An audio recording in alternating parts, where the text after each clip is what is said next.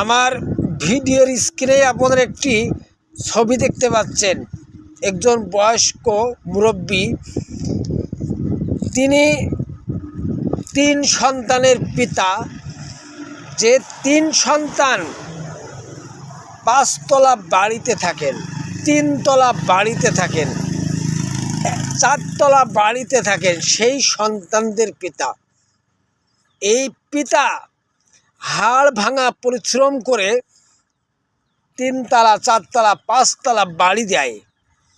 সেই বাড়িতে সন্তানরা থাকে, আর পিতা শেষ পর্যন্ত জায়গা হয়েছে দরগার তলায়।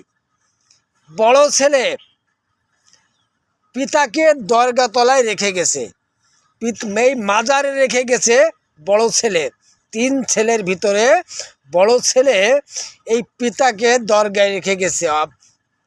তাহলে আমরা কেমন সন্তান, কেমন কুলাঙ্গার সন্তান, যে বাপ মা পরিশ্রম করে সন্তানকে মানুষ করে, আর সেই সন্তানরা শেষ পর্যন্ত বাপ মাকে বৃদ্ধাশ্রমে রাখে, মাজারে রাখে, তাদেরকে দেখভাল করতে পারে না, তাদেরকে খাবার দিতে পারে না, তাদেরকে লালন পালন করতে পারে না।